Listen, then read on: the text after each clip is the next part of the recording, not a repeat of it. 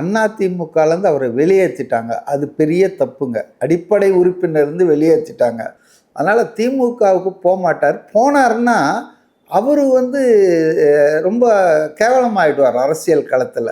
ஏன்னா அவரை பின்தொடர்ந்து வருபவர்கள் இப்போ கூட பார்த்தீங்கன்னா ஒரு 50 பேர் வந்து சேர்ந்துருக்காங்க. இன்றைக்கே கோபிச்செட்டிப்பாளையத்தில் நேற்று அவங்க கிளம்பி வந்திருக்காங்க. இன்றைக்கி சேர்ந்தவங்களில் முக்கியமானவங்க முன்னாள் நாடாளுமன்ற இல்லை மக்களவை உறுப்பினர், மக்களவை இல்லை மாநிலங்களவை உறுப்பினர் சத்யபாமா. இப்படி ஒரு 50 பேர் இன்றைக்கி வந்து அவரோட சேர்ந்துருக்காங்க. அவங்கெல்லாம் வந்திருப்பாங்களான்னு எனக்கு சந்தேகம். திமுகவுக்கு போனால் அது சிக்கல். ஏன்னா திமுக எதிர்ப்பு என்பது அதிமுக அங்கீகாரம் கிடைக்கல அப்படின்றதுக்காக போகாமல் இருந்தாங்களா, இல்லை சரியான இது இடம் இதுதான் அப்படின்ற மாதிரி சொல்கிறீங்களா? அப்படி இல்லைங்க. அதாவது அதிமுகலேருந்து அவரை வெளியேற்றிட்டாங்க. அது பெரிய தப்புங்க. அடிப்படை உறுப்பினர்லேருந்து வெளியேற்றிட்டாங்க. அப்போது you have forced him to go out somewhere.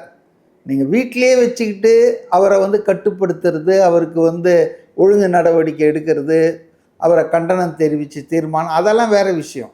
நான் செங்கோட்டையன் தவறே பண்ணலன்னு சொல்ல.